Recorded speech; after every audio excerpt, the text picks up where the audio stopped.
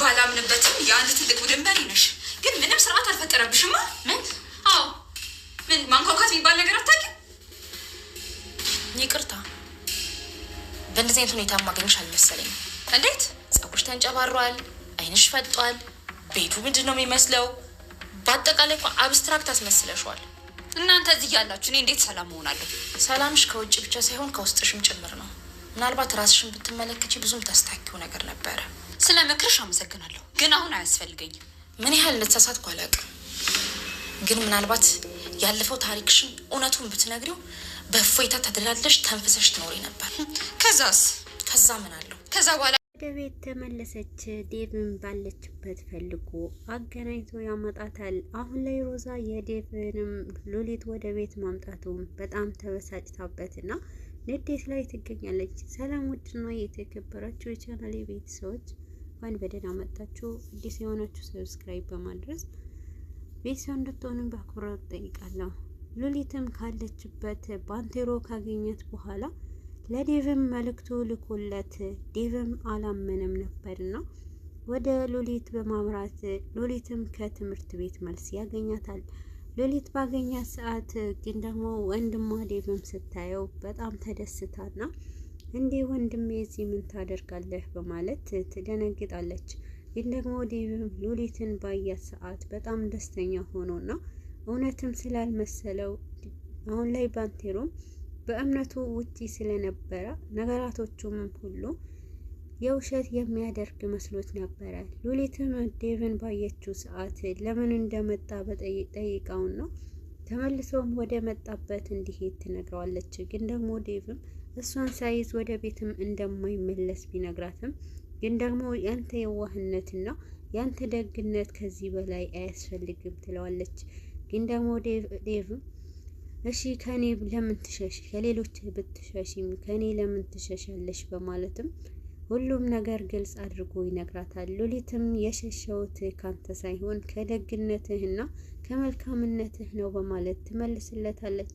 ዴቭም እሺ ሌላውን ይቅርና ታዩ ስለምን የምታወሪው ባይገባኝም ስለ ሮዛ ከሆነ እኔን ብለሽ እንጂ ስለሷ ለምን ትጨነቂያለሽ? በማለት ወደ ቤት እንድትመለስ ያስተባብላታል።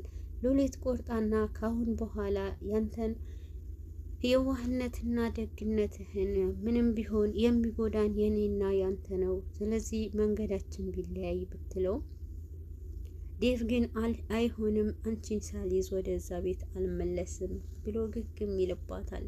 ሉሊትም ምንም ማድረግ ስላልቻለች ከዴቭ ጋር ትመለሳለች።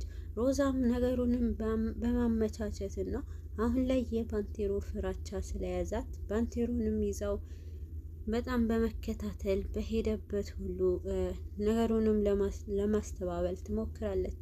ይበልጥ ደግሞ ባንቴሮንም ሰው ቀጥራና እንዲከታተለው ካደረገችው በኋላ ግን ደግሞ ባለበት ሁሉ በድብቅ ትደርስበታለች። ነገሩ ባንቴሮም እሷን ባያት ሰዓት ብዙም ባይገረምም ግን ደግሞ ይበልጥ ከእሷ አጠገብ እንድትርቅና ለምን እንደመጣች ሲጠይቃትም ነበረ። ሮዛም መልሷ የነበረው አንተ እኮ የኔ ነህና እኔ ደግሞ ሁሌም አጠገብህ ነኝና ሁሌም አብሬህ ነኝ በማለት የድሮ ፍቅር ለማስተባበል ትሞክራለች። ግን ደግሞ ባንቴሮ አሁን ላይ የሮዛም ነገሮችንም ስለመረረው ነቅቶባት እየሄድ ሁሉም እርምጃዎቿ ስላወቀ ይበልጥ ደግሞ ከሱን እንድትርቅ ቢያስጠነቅቃትም ግን ደግሞ እሷ አልገባትምና ግን እሱ ብዙ ነገሮችንም ለዴቭ እንደሚያጋለጥ እየነገራት የሁለታቸው ፍቅር እውነተኛ እንደሆነ ስታብራራለት ነበረ።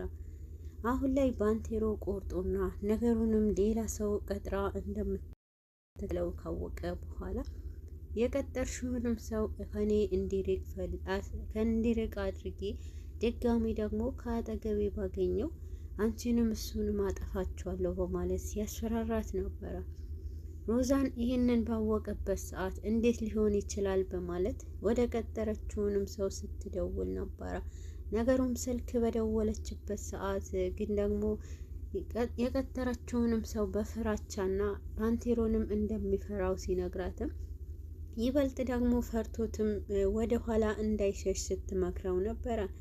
ሮዛ አሁን ላይ ከራሶቿ ክፋት በላይ ይበልጥ ደግሞ ሌሎችንም ስራ እንዲሰሩ በማድረግ አሁን ላይ የምታደርጋቸው ነገሮች ሁሉ ለባንቴሮ እንዲደርስበትና ባንቴሮም አፉ እንዲያዘጋ ትመክራቸዋለች። ከሷ ጋር አብረው የሚሰሩትንም የገዛ ጓደኛውንም የባንቴሮ ቢሆንም ግን ደግሞ ገዛ ጓደኛውንም ድጋሚ እንደከደኸው ቢያውቅና እያለች ይበልጥ ወደ ኋላ እንዳያፈገፍግ ስትመክረው ነበር። ሉሊትም ዴቭን ወደ ቤት ይዟት መጥቶ ነበርና በዛን ሰዓት ዴቭን ወደ ቤት ባመጣት ሰዓት በጣም ደስተኛ ሆናና እሷን ስታያት በጣም በሁለቱ መሀል ደስታቸውን የተፈጠረውን ሄዋን በደስታ ስትቦርቅ ነበረ። ዴቭን በጣም ተደስቶና የቤቱንም ደስታ ሉሊት ስትመጣ ተመለሰ በማለት ነገሩንም ይበልጥ ደስ እንዲል ያድርገዋል። አሁን ላይ ሮዛ ከውጭ በነበረችበት ወደ ቤት ስትመጣ ሉሊትም በር አጠገብ ስትጠብቃት ነበረ። ሉሊት ባየች ሰዓት በድንጋጤ ውስጥ ሆና እሷን እዛ ቤት በማየቷ ድጋሚ በመበሳጨት እንዴት ልትመጪ ትችያለሽ በማለት ሉሊት ላይ ስትጮህባት ነበረ። ሉሊትም ዘና በማለት በኮንፊደንስ ስታወራት የወንድሟ ቤት እንደመጣችና ነገሩንም ለማብራራት ሳትሞክር ይበልጥ ዘና ብላ ስታወራት ነበረ። ርቦሽ ነው መጣሽ፣ ጠኔ ይዞሽ ነው እያለች ነገሩንም ይበልጥ ስታከብድባት ነበረ። ሉሊትም እንደሌላ ጊዜው ሉሊት እንዳልመስልሽና ካሁን በኋላ እኔ አልፈራሽም በማለት ትክክለኛ መልስ ስትመልስላት ነበረ። አሁን ላይ ሮዛ መግቢያዋንም አጥታና ዴቭም ሉሊትን ወደ ቤት ስላመጣት ተበሳጭታ ነገሩንም ዴቭ ላይ ቂም ትይዝበታለች። የበለጠ ዴቭም አሁን ላይ ከባንቴሮ ጋር ግልጽ በመሆንና ባንቴሮም ካሁን በኋላ ወደ ኋላ አላፈገፍግም ለዴቭ ሁሉንም እውነት እነግረዋለሁ በማለት ነገሩንም ግልጽ ሊያደርግለት ባንቴሮ ለዴቭ ይቀጥረዋል።